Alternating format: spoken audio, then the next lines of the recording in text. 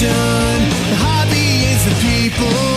Weekly news and interviews. It's your number one source. Sports Card Nation. The hobby is the people. Sports Card Nation. Welcome to another stocked and loaded episode of the Sports Card Nation podcast, the show that brings you all the important hobby news, discussions, debates, opinions, info, and interviews with key hobby and sports dignitaries. Also, if you're good, you know we are going to give away something. Now, here's the guy that wanted the cards more than the gum.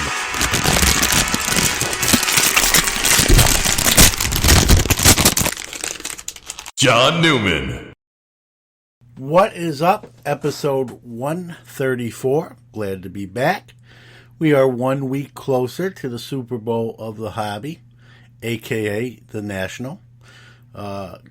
Next week we'll no guest. Actually, I take that back. Next week we will have our 2021 The National preview show. We're going to go over all things national.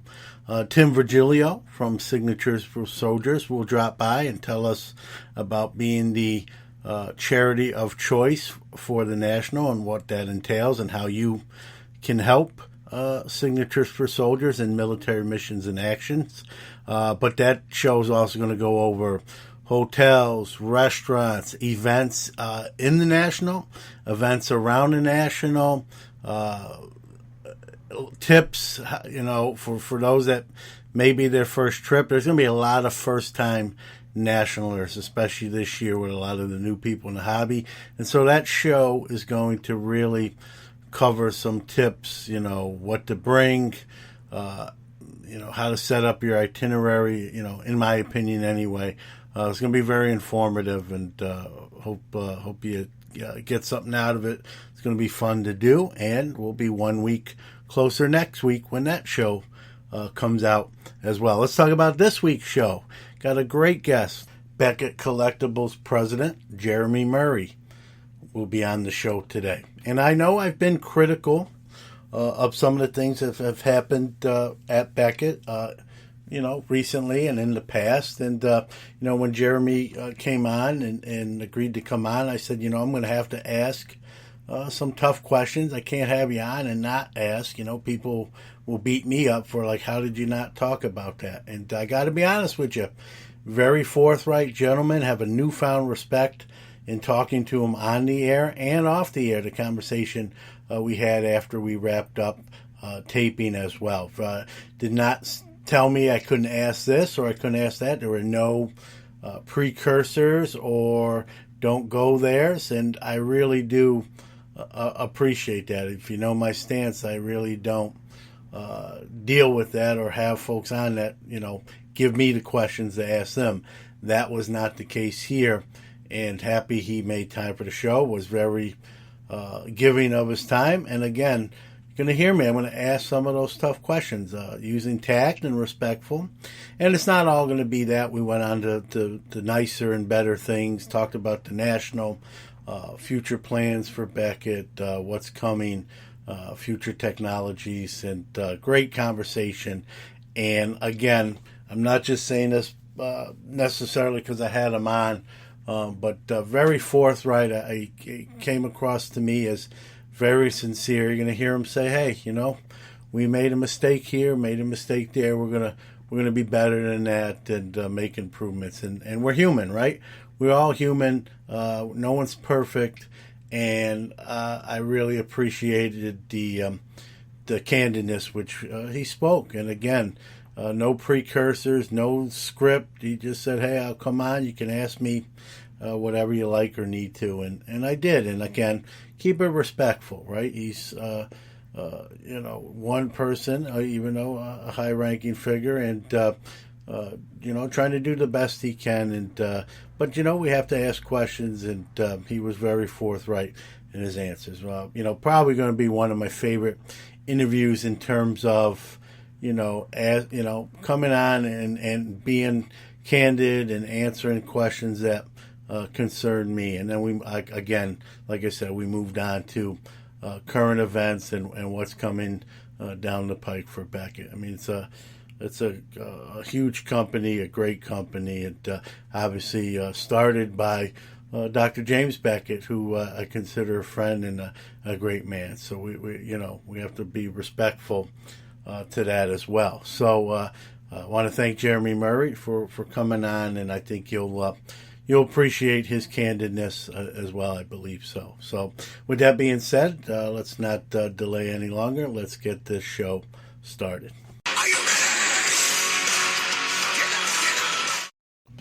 All right, I had a gentleman that was going to do the new release schedule announcement, but he was out of town and he could not get to it in time. And so coming in the clutch, Brad Bethune, Texas car dude, my friend, said, hey, let me get it, put my own little spin on it. And so here's Brad. He had fun with this, and that's, if you want to do these new release intros, let me know. I'm trying to get someone different every week to do it. Put your own personal touch on it. Keep it clean. We don't swear on the show or do anything too dirty. But if you want to have a little fun with it, let me know that you want to be on.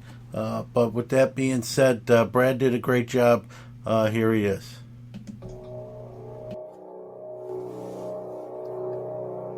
And now, here's your product release schedule by your Texas Card Dude.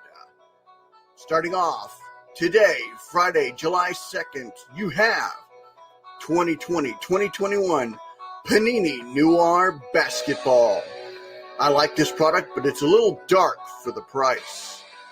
And as well, 2021 Panini Chronicles Draft Picks Collegiate Football. If you didn't get this one online from Target on Wednesday, then I guess you dropped the ball on that one. Also, we have 2020-2021 Topps Finest UEFA Champions League Soccer. Get those Pulisic and Holland cards, y'all. As well, congratulations to the Chelsea Football Club for winning the championship. Get those rookies on Wednesday. 7th, we have 2021 Diamond Icons Baseball and 2021 Topps Museum Baseball. A little high-end for me, but gorgeous products by Topps.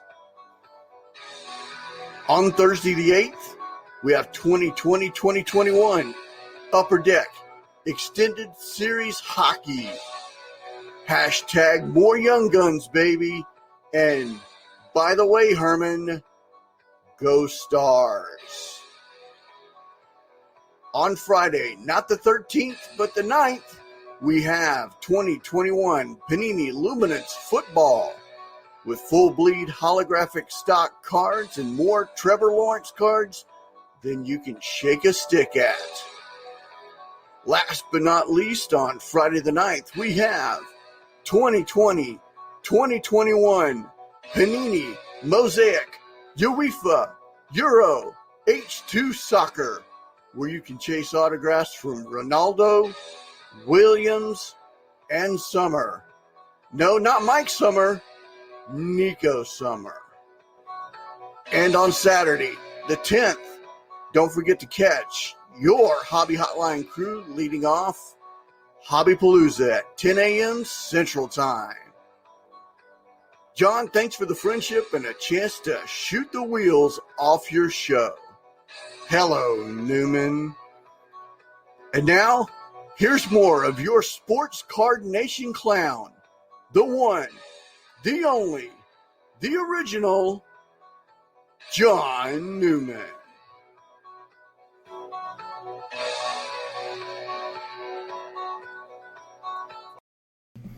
All right, thanks, Brad. Had fun with that, and this hobby is supposed to be fun. That's what it's about, and that's what it should be about. So once again, thanks for Brad for sort of pinch hitting last minute there. Now let's get a word from one of our sponsors, 101 Card Shop. What doesn't 101 Card Shop do? From box, case, and personal brakes, there's always fire being pulled. They offer bulk grading subs, and their large store located in Strongsville, Ohio, offers an incredible selection of sports cards, non-sports, and authentic autographed memorabilia. Steve and family will treat you right. Check them out on Instagram at One of One Card Shop or on the web at oneofonecardshop.com. It's time for the Hobby What's Up, where we go around the hobby world and tell you all the latest news and breaking stories from the hobby we love. What's up? What's up? What's up? What's up?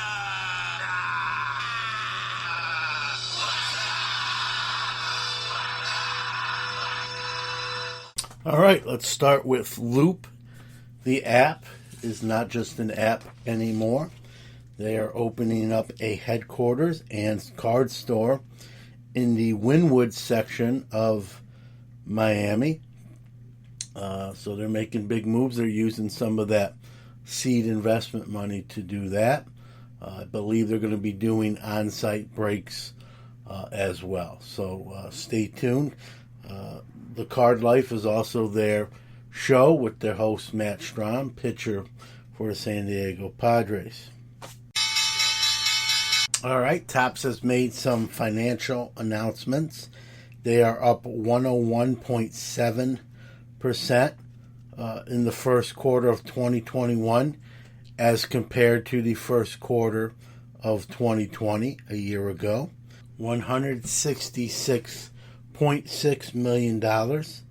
That is $59.3 million more than last year's pace.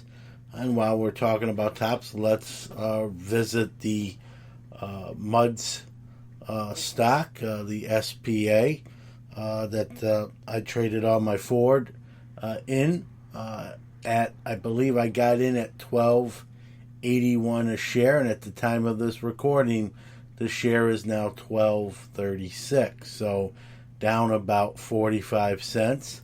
But it'll be interesting to see what this recent announcement from Topps financially with the doing well, especially as compared to 2020, if that will affect those shares and that stock price. Stay tuned for that. Kobe. All right, some Kobe news, or big dollar auction news more like it. The 2002-2003 Upper Deck Logomania 1 of 1 Kobe, and brought to you by Golden Auctions, has brought in $556,000. It's the second highest sold Kobe Bryant card. So, even though we're sort of in this dip, correction, crash, whatever you want to call it, some of these rare air, high dollar scarce cards, here we have, of course, a 1 of 1, are still breaking records or getting close to them. Speaking of Golden Auctions, Ken Golden is not the owner anymore. They were purchased by Collectors Holdings. Recognize that name? That's the same group, spearheaded by Steve Cohen, the Mets owner, Dan Sunheim, and another name you might sound familiar to you, Nat Turner. So the Collectors Holdings Group, spearheaded by the Cohen, Sunheim, and Nat Turner conglomerate, are the new owners of Golden's Auction. Talk about a huge move there. Now holding PSA and Golden's Auctions. Ken Golden has agreed to a multi-year contract to remain, as a figurehead of the auction house. They do plan on expanding into more non-sports and technologically speaking, get more up to date in what they do. So Ken Golden will be basically an employee of his former company, which is now owned by the Collectors Holdings Group. Thoughts on that? If I may interject some personal thoughts on that. I'm not saying I expect anything shady to go on, but I just think it's sort of a conflict of interest when you have probably the number one auction house in the industry now owned by the person or group that owns PSA as well. So we'll see how this plays out. I guess we got to give people the benefit of the doubt until, something happens. But this is, something I've talked about before is when you have an industry or hobby that's unregulated, unlike Wall Street, these things can happen. And so there's no governing body, there's no oversight committee, and it's sort of like the Wild Wild West until someone does something incredulous. So we'll see. Again, I'm not saying I even expect that to happen. It just kind of gets my cackles up to keep an eye on such a thing. And so that wasn't the only acquisition. Blackstone Tactical Opportunities, almost sounds military, but they're a conglomerate company that purchases companies and builds them up. Well, Blackstone has purchased a majority stake in CCG, which is valued at $500 million. CCG, in case you don't know, is the parent company of CSG, the baseball grading company that started this year. But just that line started this year. They were an existing company known for their comic book and coins and poster grading, and then they expanded into their baseball line this year. They have sold a majority stake to Blackstone Tactical Opportunities. What does that mean? If you read between the lines and some of the releases that I read, it's going to allow them to purchase more equipment, hire more graders, maybe expand their facilities, or even start a new facility at a different location. So we'll see. Again, as I always say, we'll see how this plays out. But got $500 million infused into the company, and this is the trend right now: is companies, selling themselves to investors to actually grow and expand the company. We'll see. There's going to be more shoes to fall.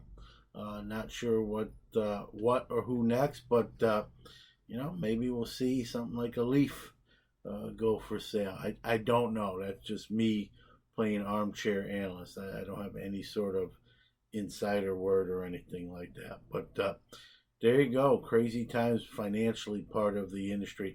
Even while the hobby's sort of on a little bit of a downturn, the money's still flowing in these acquisitions. Frankly, I do not like talking about them much, if at all. I don't put a lot of stock into them being with the big boys, but HGA has released a behind the scenes, in air quotes here, video, probably a response to the SGC with Sports Card Investor video. And check it out. Don't take my word for it. Tell me I'm wrong if you think I'm wrong, if you've either seen it already or watch it after I give my assessment. It was brutal. That's right, brutal. There was no flow to it. They showed their facilities. They did not show any exterior shots. There was some posturing. It looked very staged, and I understand there's going to be some staging with stuff like that, but it was over the top staging. The employees looked like they just got off a bus at a Greyhound terminal. It was just, if the video was to instill confidence in their product, to me it honestly did the opposite. It looked like sort of a shoddy operation. See the video for yourself. Again, I've sort of the verdict's in with me with them, so maybe there's a little bit of that, truth be told. But check out that video. Let me know what you guys think. It was, they're supposed to track Lamar through the whole thing. They got off track. It was not done professionally. The narrator was a female narrator and very monotone. Just not impressed. Like I already kind of, like I said, made my mind up on them, and that video just everything sort of what they do lately just makes me more steadfast than to put them where I got them, which is not with the big boys. Have fun down there. We'll see how long they can really kind of just try to hang around, if you ask me. Flips are cool. They're colorful.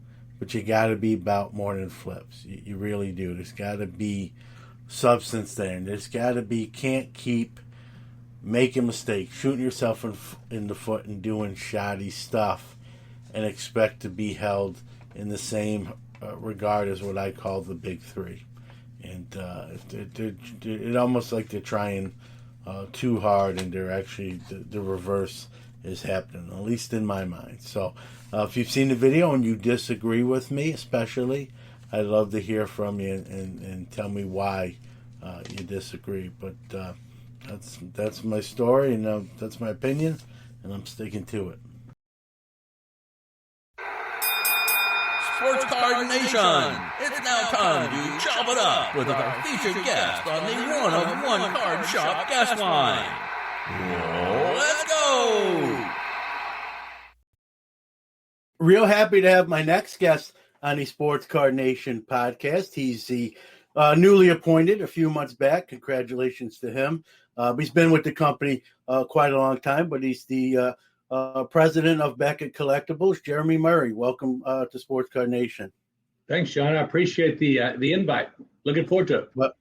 Well, I appreciate you agreeing to come on and giving up some time. I know you're a busy guy as we ramp up, obviously, into Nationals month here in about 4 weeks now. We're very close. One thing I appreciate, and I said this to you off the air, so I'll say it on. One thing I do, and this isn't lip service or kissing butt or anything like that. This is just me being very honest. As someone who's been in the industry for a long time myself, as a collector, dealer, and now even in content creation, you're very forthright. You kind of come on, you talk about things, you don't shy away from. It's refreshing. I think it'd be nice to see a little bit more of that from other people or other companies, if you will, but might be wishful thinking on some other parts. But you've been very forthright with things going on that impact the hobby and impact, obviously, Beckett. And Beckett's, it goes without saying, a leader in this hobby, in this industry. And I know you care. You can tell if you've heard you interviewed or talking to other people, it shines through that you're passionate and you care not only about your company, but the hobby overall. So, you recently did a piece with Eric Norton, who's a good friend of mine, and well done. And again, we got the fake slab thing coming from overseas. Now I'm honest. This one, I'm going to give you guys a pass. You know this as well as I do. Anytime you got money in an industry, and it's not relegated to just cards, it's in any industry, you're going to have unscrupulous people do unscrupulous things. That comes with the territory. This is something, a lot of people, when this broke, a lot of people, back at this, and I was sort of the one like, pump the brakes here. The Mike Trout Topps update card is one of the most forged cards in the industry. It's not Topps' fault. People know what that card's for, figures, and they're making fugazis of it. Same thing here. The graded card industry has always been huge. In the last couple of years, it's even went to another echelon. And so people are going to do that. You can't control that.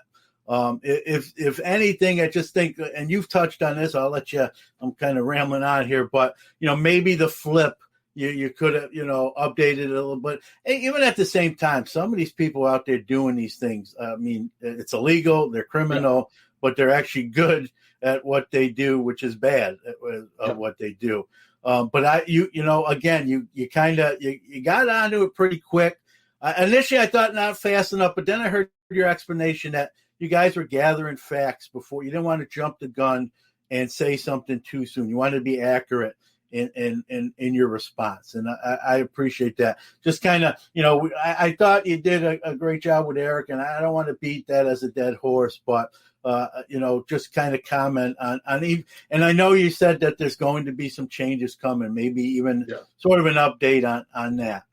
Yeah, a lot there, and I appreciate you having me on. And you're right. I'll get on and I'll talk about some subjects that others may not touch on, and I'm happy to do that. On the slabs, it's an ongoing process. We talked about it a couple of months ago when it was brought to our attention, and like you said, we took our time and said, hey, let's get some of these samples in. We're hearing a lot of speculation and people are sending images from message boards from overseas and things like that. We said, hey, slow down, let us look at it. And it came to find out, there's fake slabs out there, and good fake slabs, really, really good duplicates and copies of that. And it's not just our slab that's out there like that. It's across the board. Supposedly there's a new PSA went out there even more recently that the label's wrong, which is good for the people that are buying those cards.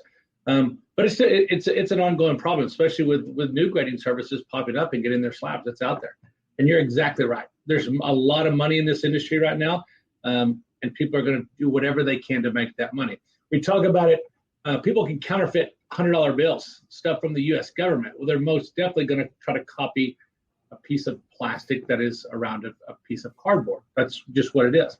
So in the last couple of months that we've been going back and forth, we've done a couple of things. First thing is we've gotten a lot of samples of new slabs, new cases, new labels, things like that, to help protect our brand and the company. Some of them we thought were right when we got the samples, and they weren't right. It was one that could have been duplicated again, wasn't the look that we wanted. We don't want to get away from our look so much because so many people love our slab, love the security of the slab, the legit slabs. And we don't want to get crazy with it, but we've got to change something. We looked at doing new labels, and that's still something that's in the works there, but it's still going to have to be something that we feel comfortable with when we put the samples out there to some of our customers. Like, that's okay. It looks a little cheap. It looks a little this. It looks a little that, and we don't want to do that. So it's still in the works. It's not something that we're going to push to the side. It's not something that we're going to just say, okay, it is what it is and move on. Because we know we have to address it right now. With that said, with our slab out there, there's 14 million cards out there that are previously graded in our old slab. And so those are still susceptible to those crooks that are out there that are trying to do that. And so people just be cautious kind of what you're buying things from and take a look at that. I've given some samples, some examples of what to look for on that slab. And the obvious thing is that dot that's in the patent there, that's a good one. But another thing, like I talked about, I think it was on Eric's show, if you hold that patent number up with a piece of colored something behind it, just a card, the counterfeit slab, that patent pops. It's really, really bright. On the Beckett slab, it sort of disappears behind that, and you don't see it. Really, really good. Just an easy way to do that. The problem is there's a lot of new collectors in this industry and in this market, and the people that are counterfeiting these slabs and are selling these cards and things like that are smart. They know the industry, they know the market, they know how this works, and so they're not going in there like years ago. We would see fake PSA slabs with obviously fake Jordans in the slab, and you're looking at it, well, that's everything is wrong about that, and it's easy. We've got some of our BCCG slabs that are out there that it's completely wrong. There's like, okay, that's obvious. But these aren't. And what the people that are doing these are they're taking cards that are, just say a BGS 9.5, and they're putting a BGS 9 in there. So the card looks great. It's a good looking mint card. And with an unknowing buyer or anything like that on eBay or on a secondary market, anywhere at a show, anything like that, you're just like, this is great. Card looks good. Let's grab it and move on. The problem is there's a lot of wrong things with that. So we're lucky enough to be able to crack these slabs open, look at the label, and you can tell really quick once you get in there, it's wrong, what's on there. So with that said, the real thing is trying to find out who's doing this. And we've made some great headway over the last couple of months. And I say that with a little bit of a smile because it's nice to sort of wind your way down this path and find out who is in here doing this. Is it overseas? Is it someone that's in the U.S. that really knows the market? That's what we're working on. So, or even both. Even both, absolutely. I mean, you go to a website now, the Alibaba website that's out there right now. Yeah. You can go and find fake anything that you want, anything that's out there that you can go and find that, and it comes from all over the world. And that's the thing you got to be careful of. I think the key here is finding the people that are doing this and stopping that. And I'm not just saying that on Beckett's behalf. Every reputable grading company out there needs to be aware of this. Every reputable grading company needs to protect that. Like I said, we can go in there and change our slab right now. It's just a matter of time before the crooks do something else with it. We were the ones I've been with Beckett 21 years in this September, and for years and years they said our cases you can't copy it, you can't break into it, you can't do this, you can't do that. It's the most secure case in the industry. I still stand by that. I still think it is, but I still think that there are crooks that are going to find their way to making money in this, and this is their newest ploy. It's tough, and you know, I'm gonna on the next topic. I'm gonna pick on you a little bit more than on this one. This one, like I said, Jeromy, I think you can't control what criminal people are doing, and they're criminal. You know, they're very good at what they do. While it's illegal, they've honed their craft and get better at it as they, you know, do more with it. And it's, I don't really blame you. But like I said, I don't even know who you blame. Just the illegal people doing illegal things. I think just because the money's there, any industry, whether it be Wall Street to sneakers, if you can make a Fugazi that cost you $3 to do, and you're going to make infinitely more than that, people are going to do it, even though it's wrong, because they want to make an illegal buck. And so that's not so much on the graded companies. And you made a great point. This is not just happened to Beckett. It's happened to some of your competitors in the industry. You know, I think it's funny. Oh, go ahead. Yeah, I'll tell you this. One of the things that I would say, and we're doing a good job, and we have a group of people that are kind of watching this as these things go on online. It's speculation of, hey, is this card fake? Is this bad? Is this bad? So what I would tell people that are listening to do is go to our graded card lookup. If you have a card that you just want to make sure that everything's on the up and up, go to the graded card lookup. And if for some reason there's a card out there on the market that we think has some problems with it, we're going to flag it on that page. And so you'll go there and it'll say, contact Beckett about this card. Stop, don't purchase that card. Don't do anything like that unless it's with a reputable buyer, and say, hey, let me check this out first because there's a problem here. It's one of the things that we're doing right now just to sort of resolve some of the situations that are out there that we can pick up on the secondary market. But just one of the tips that since I talked about this the first time, we've made a pretty solid effort in trying to get out there and notify those people through our graded card lookup. Yeah, like you said, do your research. You make a great point, too, with a lot of new people coming in the hobby quickly. Maybe they're not doing that research. They're new. I mean, I'm not picking on them. They're trying to get in quick and act fast, and then they find out, you know, later on, whoops, you know, kind of thing. Again, you know, this is those people doing it, not so much the grading card companies themselves. What do you? I mean, they're doing them in basements. I mean, what do you honestly? How do you combat that? And like you said, now the one thing I wanted to mention, again, it's easy for me to play armchair Beckett here, but I will a little bit. You came out this year with your autograph authentication with the hologram and a QR code integration. Is that? I don't know what you can say or you can't say. You know that you'll tell me. But is that something maybe we see somewhere in the grading part of what you guys do as well? Yeah, definitely one of the topics that we talked about and one of the samples that we've been working with. The QR code is great. It's fantastic. The problem with that, a couple of things, just there's some misconceptions out there. A QR code, you have a Luca Prism rookie, just a base rookie card there. You've got the QR code on there. You scan it, you see a picture of the card. Beautiful. That's great. But what I've said before is the crooks out there we'll put that 9.5 with a 9, so the card looks pretty close. Like, so you've got a picture of the card. That's great. But is that actually the same card that's in there? Or is it close enough that you're not going to see the difference there? I love that. I love the aspect of that. And we've got some really, really big consultants that are big players in this industry. And that's one of the things that we talked about first. We sat down with some samples and looked at that stuff. The secondary part of that is it takes a lot of time. You're taking pictures and scans of all these cards there, and it looks at our and it may be a topic you're going to get to, so I may jump ahead, is the backlog. Is we're taking pictures of all these thousands upon thousands of cards that are going out every day. Well, that's taking time away from getting your cards out every day. So it's a tough part on both those. So QR codes are fantastic in some aspects, and it may be that we use that. We may use that. It's working well for the BAS stuff right now with autograph authentication. We really think that that's a great move for that market. And so that definitely could be something that you see on the BGS slab in some way or form fashion.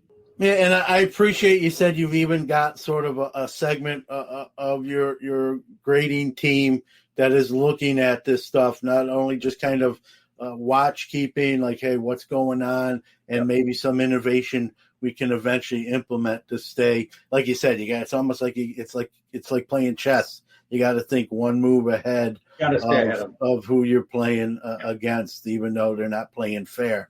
The playing fields are a little bit different. We're on honesty, and they're as crooked as you can get. Going to take a quick break to hear from one of our great sponsors, the Gotcha family, with the sports card shop at MoCo, doing big things in Michigan. But right after that, we'll be back with more from Jeromy Murray of Beckett. The Sports Card Shop at MoCo is your small-town local shop with a global reach. Conveniently located in New Buffalo, Michigan. We're an easy drive for most residents in Michigan, Indiana, Illinois, and Ohio. Come see us every Tuesday through Saturday from 10 to 5 and Sundays from 12 to 5. Want to shop from the comfort of your home? Give us a call at 269-469-0140 or visit our website at thesportscardshop@moco.com or our Facebook page. Major credit cards and PayPal accepted, and we ship anywhere in the world. We're an authorized dealer for both Panini and Topps, with new sealed wax from both arriving weekly. And yes, we have PSA and SGC graded cards and over 250,000 singles in stock. Be sure to follow us and turn on notifications for posts to Facebook, Instagram, and Twitter so you don't miss out on new arrivals. The Gocher family has been serving this community for over a decade, so stop by or visit us at thesportscardshop@moco.com. We are back with Jeromy Murray. I've even said this on my show with that issue. I went to bat for it and said, hey, there's nothing any company can do. The people are like you said, counterfeiting money, sneakers. Yeah. It's hard to really police that from a company level. That's almost illegal in a federal level type of thing. And so you can only do what you can do. The next thing I want to definitely talk about is something that I will give you a little bit of heat on it. As someone who buys and submits and sells graded cards, everyone, the black label in the industry, the BGS black label is in a class by itself. Whatever you want to call it, the elite level of condition card. We recently, a few months back, had a Zion sort of get out there that you could. I'll say it that to me you could tell it probably shouldn't have fit that criteria, and everyone wants a black label, but when you get one, or if you have one, or if you buy one, you really want it to measure up to that status. I know you took some grief from the hobby public, if you will, myself included. I'm very transparent. And again, grading, as you well know, is subjective. You got the human element, and I like that. I like the human element. We talk about you're hearing things in automation, and while it's 2021 and yes, technology is getting better, I hope we never lose the human element. I think that it's important. So I understand that, but I think my point is with that level of card, you want to get it right. And when you see something like that, it sort of hurts, the look, the brand, and, you take a little bit water on the ship, if you will. Yep. Just speak, your side of things there. If it's the one I remember correctly, I think we ended up compensating the customer for that. If it's the same one that I remember, you kind of said some things along there that are exactly right.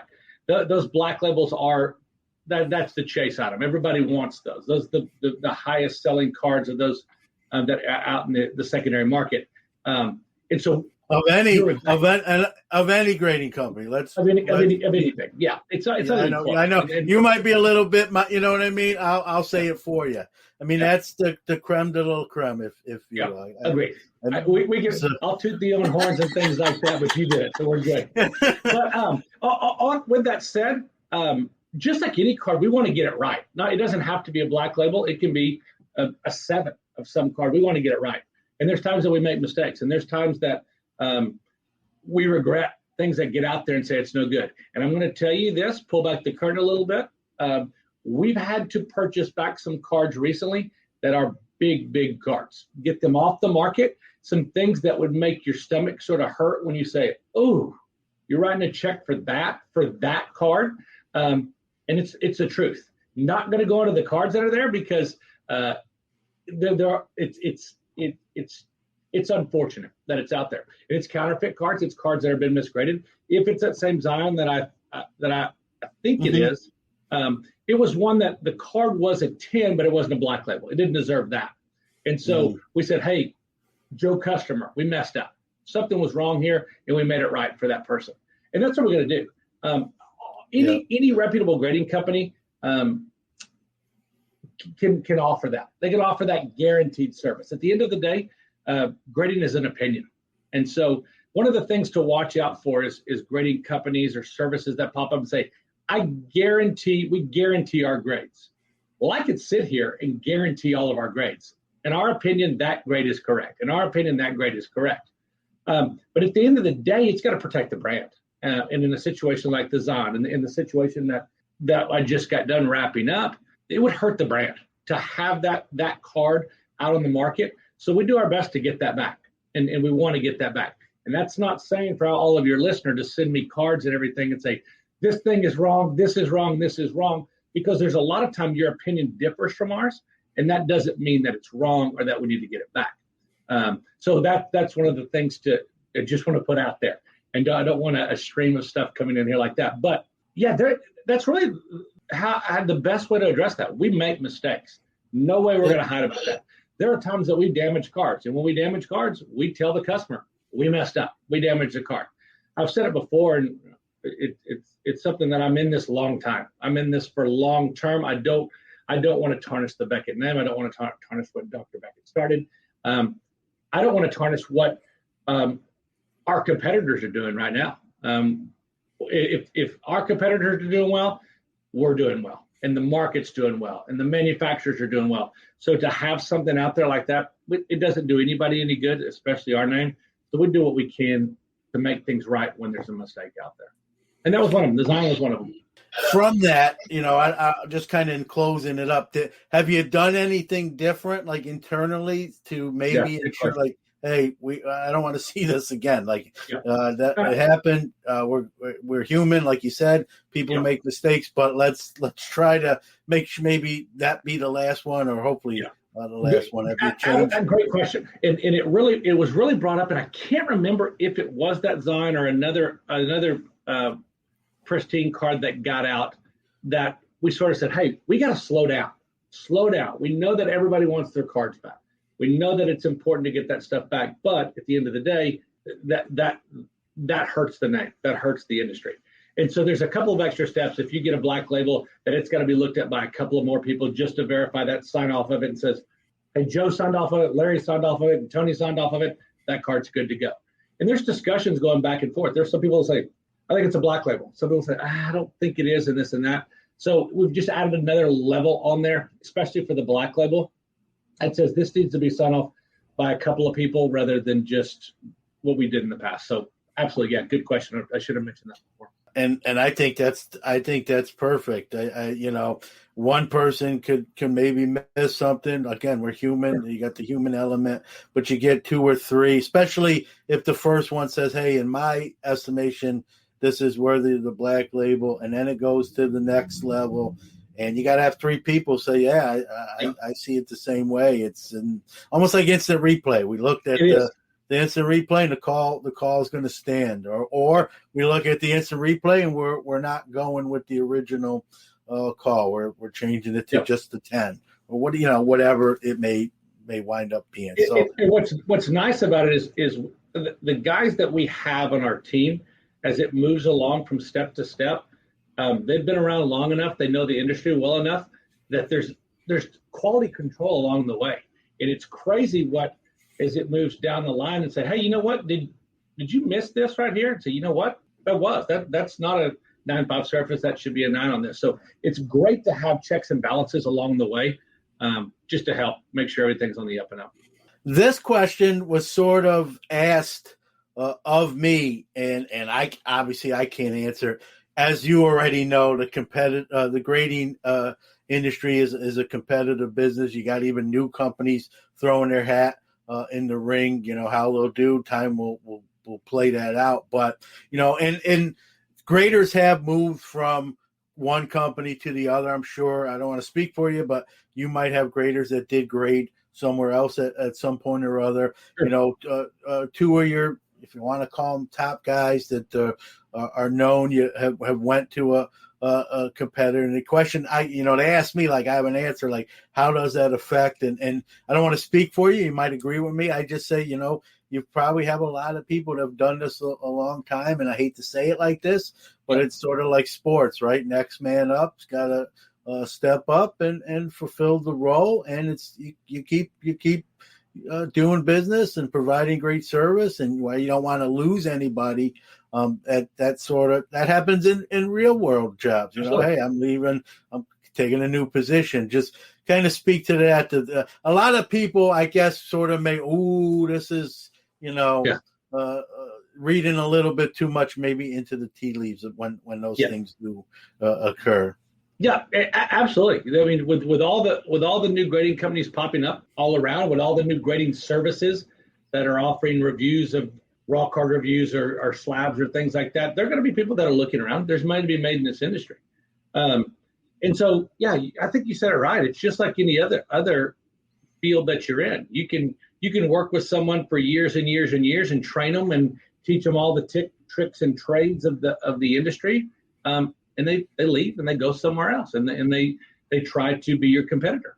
And as a competitor myself, as someone that is very, very proud of what we've built here at Beckett, my job is to kick their butts, and it's to do it in a way to say, we're going to continue to offer you the best service. We're going to offer you the turnaround times eventually that you deserve. The secondary market sales are going to be there, and you're going to have the integrity of that Beckett name that goes along with the service. There's a lot of this in my 20 plus years here at Beckett. A lot of companies pop up and they real glitzy glamour. Here we are, come get us. And they're gone. They're gone immediately. It's one of the things that's nice about the big staples in the grading companies right now, that they've been around a long time. And you go and you look at the ones that have popped up and they're not there. And you look at the secondary market values and they're not there. And the trust that they have for some of these companies, they're not there. No matter who you take from one company to another, at the end of the day, that name and that secondary market value is going to play the big factor in this industry. So, we have employees that work for other grading companies, for other places in the industry, and it's great. It's a niche market. This is not going to be a cashier at Target. No shot at those guys, or working at a fast food restaurant or something like that. It's tougher to find guys like this. And so when you do have those people and you're able to get a good staff and get people that are willing to come and work with you at the location that you need those people to work with, then you kind of have to take advantage of it. That's just going to happen in any market that's successful. And you kind of have to go with it. It's sometimes it's a blessing in disguise. We've lost employees before that we said, oh, what are we going to do without these people? And you said, you know what? Let's pretty sweet without these people here right now. And things are going much, much better without the drama and the nonsense that are there. But again, it's a market that's booming. It's a market that needs more people in it. It's a market that needs quicker turnaround. So you're constantly looking for new people. So that's kind of a long-winded answer about losing people, but that's kind of how we feel about it. No, I agree. Let's hear from one of our other great sponsors, Hotbox Cards, your monthly subscription wax pack and single card subscription box. Tired of going to the retail store just to find empty shelves? The solution is Hotbox Cards. They offer a monthly subscription service at a great price level. Each box contains 3 sealed packs, 3 relic or autographed cards, and 50 cards featuring stars, rookies inserts, and parallels. 1 in 5 boxes have an envelope with a surprise card. They will honor expired redemptions with a comparable item. Check them out at www.hotboxcards.net. At Hotbox, July is All-American Month. Every box will have a red, white, and blue 2020 Prism parallel card.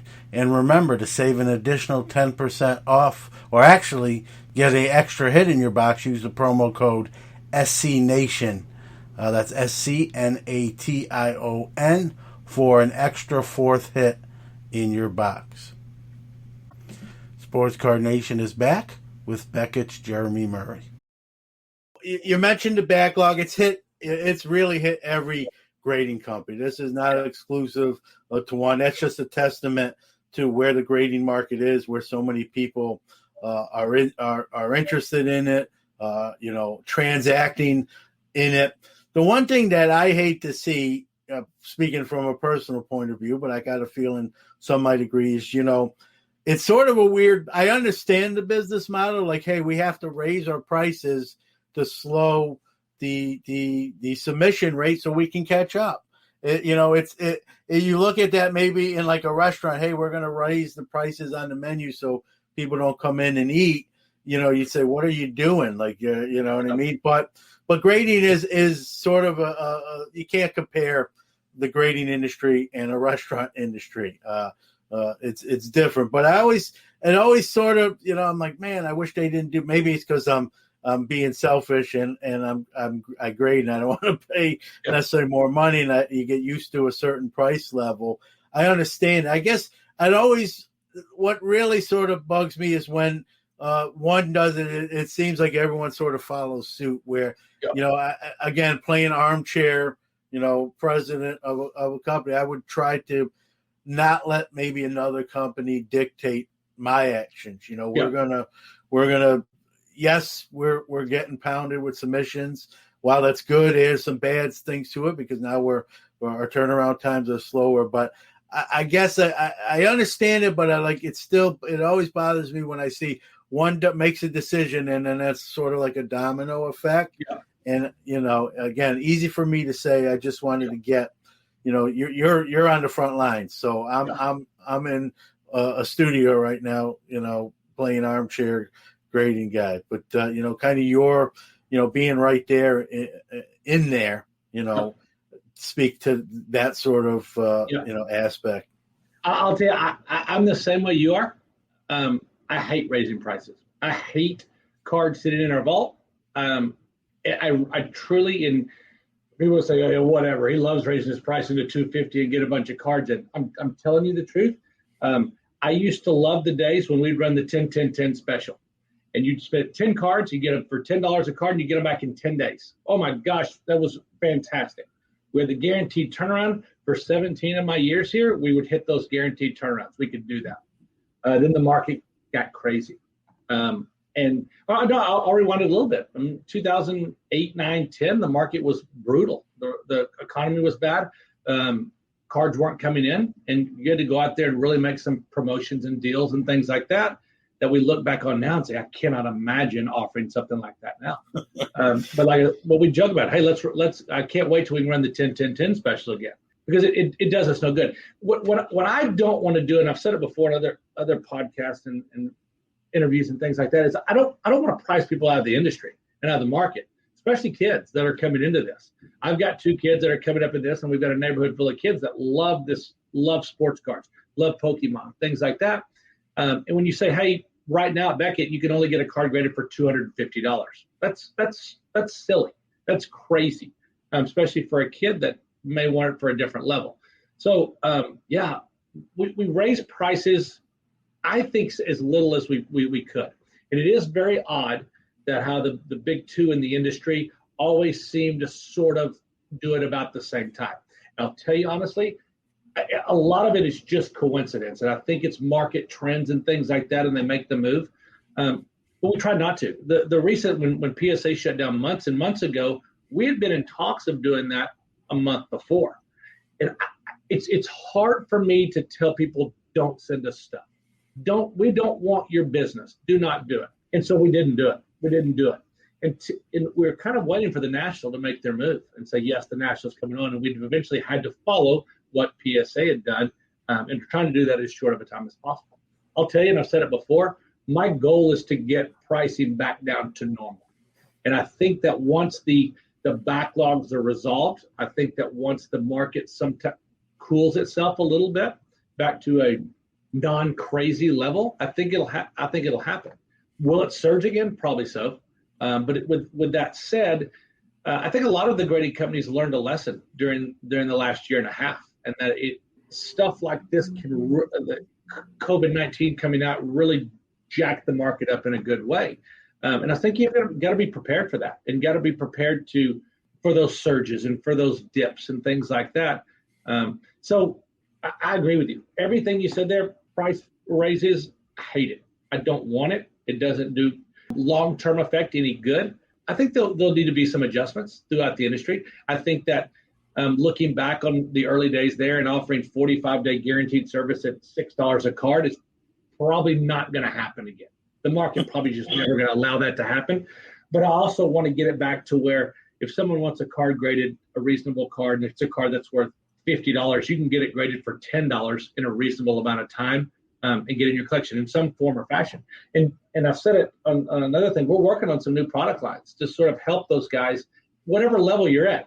High-end collectors may need that $250 2 to 5 day turnaround stuff. That's great. But we want to hit you where you are in the market. If you are a base card collector of something and they're not worth a lot right now, but you want to have them in your collection, your favorite player or whatever, then we want to have a service there. So I think it's a good learning experience for us along the way for everything. But in the long run, I don't want to just gouge people with pricing. That doesn't sound good. Yeah, and one thing you said that I'll commend you for is I appreciate that you don't want to really shut any tier out per se. Someone that has that $50 card that still wants it encapsulated, like you said, for whatever reason. Hey, this is my favorite player, or this is my favorite card, or whatever. Yeah.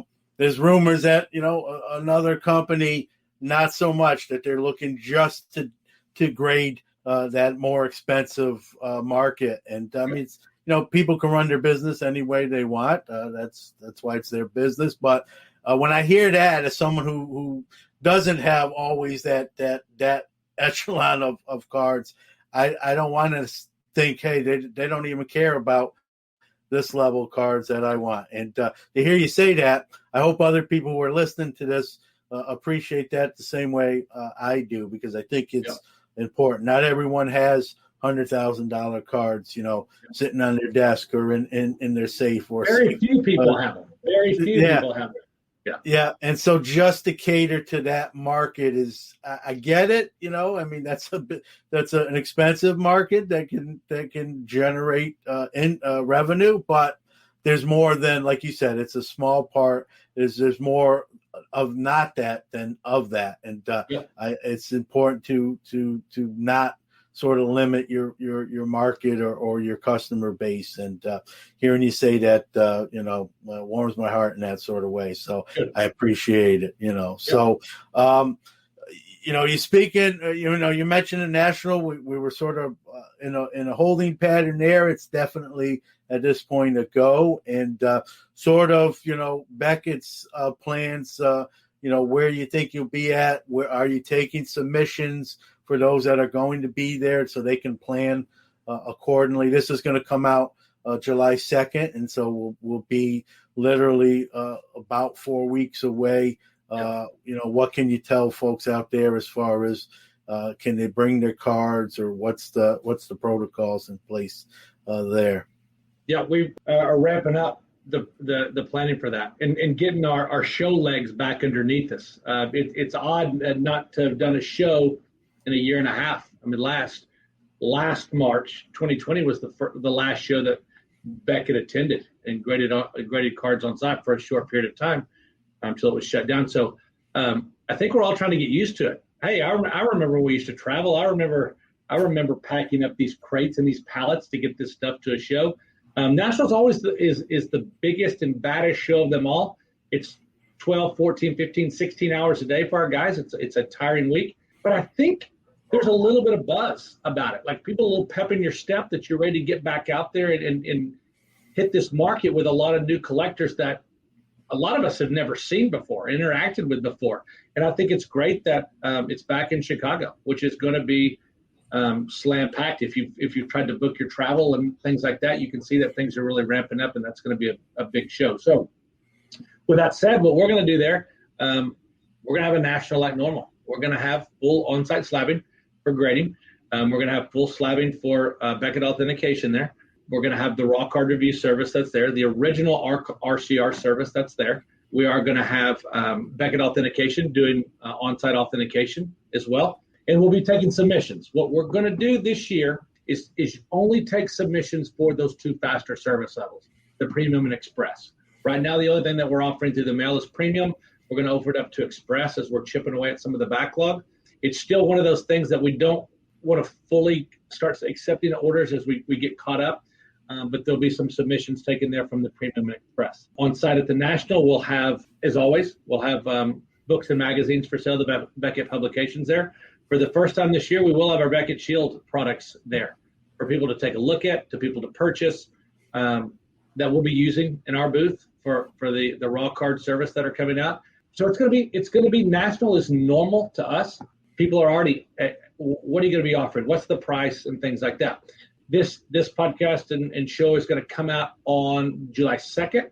And our plan is to launch something the following week with everything that's going to be offered, our pricing, our services that are going to be there, kind of what to expect, how to get some things scheduled in advance. We're really going to push the online submission forms this year to speed the process along, to limit sort of the interaction at the booth and the lines that'll form. Still want to be cautious of the people that are worried about COVID-19 and that you want to go and you want to be normal again, and we just want to limit it and streamline it as much as possible. So we'll have some on our website, we'll have a national page that's just dedicated to the National to tell you exactly what we're doing there and what to expect from our entire company.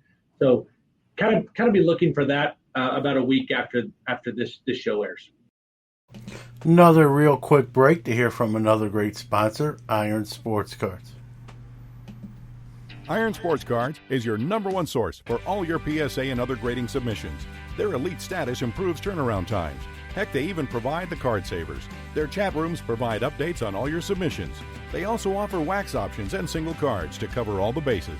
Check them out on Facebook at Iron Sports Cards Group or on the web at ironsportscards.com, or even give them a call at 1-877-IRON-PSA. Rob's got you covered. We are back with Jeromy Murray. July 9th, I'm actually going to be doing the national preview show. I do it every year before the show. I'm going to look for those details, and I'll make sure I promise to announce them during that preview show as well, so people know. I think the show is going to be insane. Like I think it's going to be. I do too. It's going to be one of those things that we kind of, when the National last year in Atlantic City, we thought it would be busy and as the strength of the market. I think people are ready to get out. I think people are ready to go face to face with people. I think people are ready to travel again a little bit more. And I think I've been to some big nationals, and I think this guy's going to be a monster. Yeah, I agree with you, Jeromy. I said a few weeks ago when they made the announcement that it was green lighted. I think this is going to be record-setting. Some people will argue. I know there's other content creators saying don't go. Here's why. There's no deals. Blah blah blah. And everyone's entitled to their opinion. It's America. But I agree with you. I think people are with the one in Atlantic City, which is closer to me here in New York. I had rented like a house for the week. My wife was actually going to go and enjoy the beach. She's not in the hobby, but she was going to go and make it a vacation as well. While it was more of a hobby and a little work too. And then as we know, COVID-19 said not so fast. Yeah. And I think people, when you lose, I call it the Super Bowl of the hobby, the National. It's the event of the year in the hobby as far as show goes.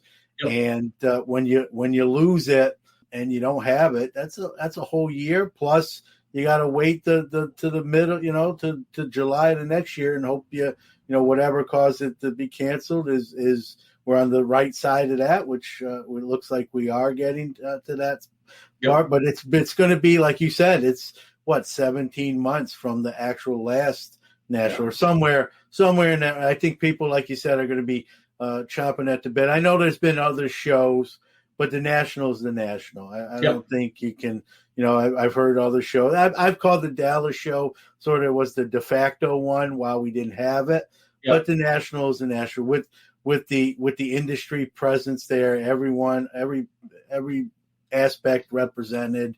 It's the Super Bowl of hobby. And the fact that we didn't have it, I think people are ready to enjoy it. Like you said, travel. If you have to wear a mask, you have to wear a mask. We've been wearing a mask for especially here in New York for a while now. You almost don't even notice it anymore. So so I think it's going to be fun. I think you're going to see record attendance. I think just the way the hobby's trending, we have a lot of new people enjoying the hobby. And, it'll be fun to see. You mentioned, I wanted definitely to mention that you touched on it with the Beckett Shield line this year. Kind of speak to that, sort of how it came about, how it's doing, where it's at, and maybe anything, we'll see down the line. It was a product line that we've talked about for years with our sister company Arcane Tinman, based out of Denmark, that does gaming sleeves and supplies the Dragon Shield. We said, why would you not make these products for us, for the collector? And there's some great companies out there that have made these products for years, and there really wasn't a need for them.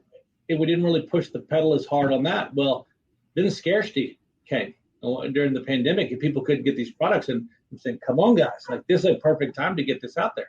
And we're lucky enough to have a manufacturer here in North America that could get the products, the supplies here, and get the quality that we wanted, and we got these out there. For me, I wish they'd have been out 6 months earlier. That would have been great. I think it would have helped a lot to get those out there and in people's hands so they could see the quality of these products. But they're here now, and they're selling really, really well. Distributors can't keep them in stock. The shipments come in and they go out immediately. They're selling well on our marketplace. We have them on sale if you wanted them there. Shops are selling out of them. And what's nice about it is the guys here at Beckett had a hand in designing these things. To say, hey, we got a lot of samples that really were terrible. We said, this isn't going to work. It doesn't slide well. It doesn't pop well. It doesn't. It's dirty. It's just not good. And so we got to help kind of design this and work with this.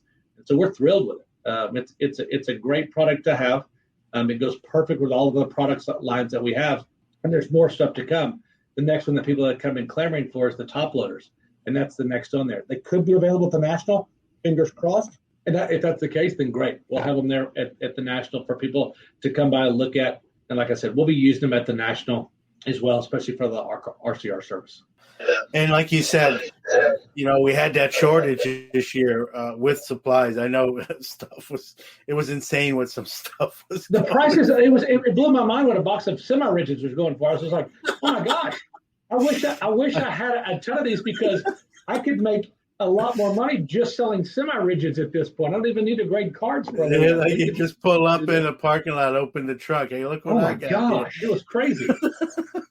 It was great. Guys, hurry, get this stuff. It's like gold.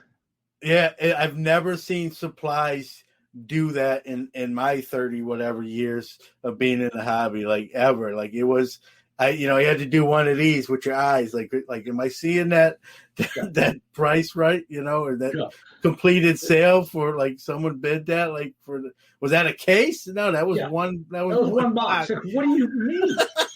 When we first started, when I first started here, we'd go to the shows and things like that, and customers come up and say, "Hey, do you have any semi-rigids?" I'm like, "Yeah, here's a box. Take them and get your submission ready." Like now, you have to have an armed security guard as you handed that to somebody. It was so crazy. Yeah, some of the semi-rigids were more valuable than probably the cards. The cards, you're exactly right. You're exactly right. Well, again, Jeromy, I appreciate you making time for the I'm gonna give you kudos, not just with me today, but in the past. You've been very out front. You don't dodge questions. You don't duck questions. You don't say, "Hey, don't talk to me about this or talk to me about that." I can't say that for everybody that's even been maybe on this show in particular, with no names being. And I always find that refreshing. It's nice to see as much transparency as you can get.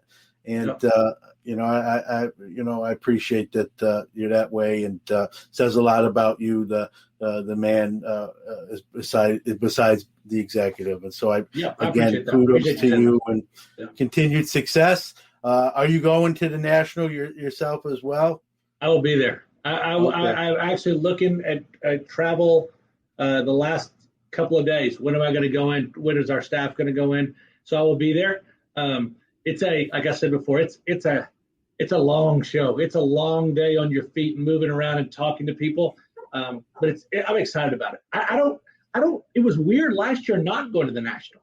I said, what in the world am I supposed to do with myself at the end of July? Like it's been 18 years that I haven't been at this show, and so it'll be good to be back, and I will be there. I'll be around the booth. I'll be walking around the show floor. It'll be good seeing people, and like I said, I'm happy to sit and talk to you, and if you've got questions or concerns or things like that. I've been around it long enough and worked booths and things like that. So, I'm looking forward to it. Well, I look forward to meeting you. If I see you in person, I've asked you stuff on the show. I'll ask you more stuff like how's the show going? What are you seeing? More upbeat stuff for sure as we move forward. And, again, thanks for giving some time to the show. I know you're a busy man, especially ramping up, like you said, for the show of shows, as they say. Yeah. So I appreciate you having me on. It's been great, and I'm looking forward to doing it again in the future. Yeah, I appreciate it. Hey, real quick, any websites, anything you want to give out so people can find what's coming out, information that they're going to need, Beckett related. Go ahead and take your time. Anything you want to say? Yeah, mentioned it earlier. The best thing to do is in the next couple of weeks, take a look at Beckett.com. There'll be a site that's dedicated for the national that's listed there that you can go and click to see exactly what's going on. When you're there, there's Beckett Shield products that you can buy there, or if you're going to the national, swing by the booth. We'll have products there. One of the things that we didn't touch on is our industry summit. That's going to be happening in September in Las Vegas. Last year it was a virtual event. We're thrilled that it's back live and in person. Our team that are putting that together has an amazing group of people coming in to speak to us. Keynote speakers. Tim Brown has been named the keynote speaker for that, which is perfect. NFL opening weekend there. We're adding a card show in front of that on that Friday and Saturday before the industry summit starts. And some really, really cool, neat, new people in the industry and the market over the past 18 months are going to be there talking about their goods, talking about their services. So that's the industrysummit.com. You can check that out. That'll be in September. And then check the website. Beckett Authentication continues to travel. They're everywhere. So when you're on that Beckett website, click on authentication. Our guys are all over the country and ready to authenticate autographs for you. So a lot going on. Just hit you with a bunch of advertising right at the end. That's all right. You gave your time. It's only right for me to give you some in return. And speaking of the industry summit, it is on my list to do. I'm hoping I can pull it off. I do have the time off from my job, so that hurdles down. and haven't been to one of those yet, and heard great things about it, and looking forward to hopefully. Never been to Vegas before. I'm a huge NFL. Wow. I'm a Steelers guy, so like you said, you got the opening game there Monday night. It's the Raiders and the Ravens, and so. Yep. I'm going to be an honorary Raiders fan for one day, being a Steelers guy. So, but I heard it's well done, put on. You guys do a great job, and I know Ted and Alex are involved in that. Yep. Soriano and Barker, and so I'm planning to go, and just hopefully all the dominoes fall in place, and hope to attend. So a lot of stuff going on, man. It's a lot of stuff. It's you got to. It's a great industry. It's a great market that we're in, and it's fun that things are getting back to normal. It seems like a little bit again. Yeah. I may regret saying that after the National, how beaten and tired I am, but it's exciting right now. Yeah. It's better to be busy than the alternative. So exactly. You're exactly right. Well, Jeromy, once again, thank you for making some time for the show and being up front and tackling those things. And look forward to seeing you hopefully at the National here in about a month's time. So sounds good. Appreciate it as always. Yep. Pastime Marketplace has a line of graded card cases that are waterproof, airtight, dust-tight, and hardened to protect and organize your valuable collection. Each of our cases come with pre-cut and pre-formed foam, so you don't have to cut and tear the foam when you get your case. The pre-cut foam inserts are sized to hold PSA, Beckett, SGC, and CGS slabs. Store it all safely and securely with a case from Pastime Marketplace. Check them out at www.pastimemarketplace.com. All right, that's a wrap for episode 134. First off, let's thank my guest, Jeromy Murray. Very forthright, very giving of his time, and appreciate that. And, sometimes when you talk to somebody, you can tell, if they're a good person or maybe not a good person. And getting to talk to them and meeting them in that fashion, easy for me to say, but I'm a pretty good reader of people, if you will, and I think he's a good man, a good guy, trying to do good things, and things happen. We're human. When it comes to the fake slabs, that is counterfeiters doing that. That is not coming internally from Beckett, and like we said during the interview, and we got to keep those things in mind and blame who's actually to blame, and that's just criminal people making fake slabs and reproducing them illegally. And again, Jeromy, very forthright, no prerequisites for coming on, and I appreciated that, and I hope you did too. Talk a little bit about what's upcoming. Got a lot of stuff. This is a busy month for me and for the hobby in general, right, as we get closer to the National. And so, speaking of National, next week's episode will be sort of a non-guest episode, although, like I said in the opening, Tim Virgilio will be my guest from Signatures for Soldiers, and we'll be talking about them being the charity of choice for the National. But that show itself will be the National preview show that I'll probably be doing each and every year we have this podcast, and we're going to talk about, hotel, restaurants, things to do inside the National, outside the National, tips to make the National an enjoyable experience and maybe the best week in your hobby each year, and that's what the goal of that show will be. So that will be next Friday. Monday will be another episode of Hobby Quick Hits, our shorter show. Some of the other shows on July 10th at 11 a.m., our normal time slot for Hobby Hotline, our conglomerate call-in show. We will be leading off Hobby Palooza 2021, 2-day event there. They did it last year when the National got canceled, and it worked out so well. Bench Clear Media is going to do it again, Mike Moynihan, and we've been graciously asked to kick it off with Hobby Hotline, and so we graciously accepted. It's going to be fun. I think that episode will have most, if not all, of the Hobby Hotline hosts on the screen at one time. it could get interesting. Will be 60 minutes. We have to clock in at exactly 60 minutes, but it's going to be a whole lot of fun and gracious to and honored and privileged to kick off that 2-day event.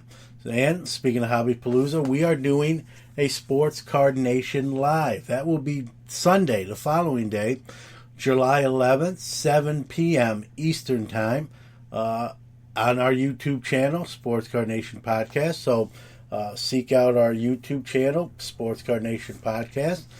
Give us a follow and subscribe. We'll be live July 11th, 7 p.m. And I'll have some of my one of my favorite podcasts that I like and listen to. The three hosts from Pack to the Future podcast, Chad, Timmy, and Ricky, will join me on screen. It'll be the four of us for an hour on that Sunday, kind of coming down the home stretch as Hobby Palooza wraps up and gets you juices flowing to get ready for National 2 years in the making. And those guys are great. Chad, Timmy, and Ricky, funny, hilarious, down to earth, and when that show came, when that hour came available, they were really at the top of my list to have on. And we're going to talk about current events. I'm sure there'll be some funny moments. Probably take a few call-ins, if you will. And that episode, the recording of it is actually going to be the release on Sports Card Nation Friday. I believe it's the 30th. Friday the 30th, because I'll be in Chicago, and so I'll pump out that episode, which will be live on the 11th. It'll be released in audio form for our audio listeners on July 30th. I'll be in Chicago. It'll be easier, it'll be hard to do a full episode. However, I am going to be doing on-site interviews in Chicago, so that some of that material will make it onto the show in August and other points as well. So jam-packed schedule, got some great guests. We got Emily Kless from Tops scheduled here as well, Mike Summer from Wax Pack Hero, and so we got some great guests, some great shows.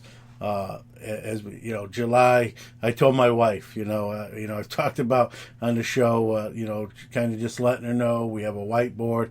I told her July is going to be crazy here with content creation and cards, and then obviously the National at the end of the month. So I said, going to be busy, probably the busiest month for me of this year. So just bear with me, and she's awesome, and she does, and she's very supportive, and I'm very lucky and very privileged to have her in my life. And so July is going to be I'm going to call it jam-packed July, or juicy July, whatever you want to call it. But we're going to have a lot of fun. I hope you will too. If you're not having fun in this hobby, you need to reevaluate, because this is what it's all about. It's just the folks, the people, the events, the cards. I mean, we can keep going, but we're gonna bring this thing to a close. I want to thank you as well for making this show what it is today, that I had no idea it would ever be, and here we are. And very appreciative of that, and I can't thank you enough. We'll wrap it up right there, and I'll see you Monday on Hobby Quick Hits, Friday with the National Preview Show on Sports Card Nation, and always remember, the hobby is the people.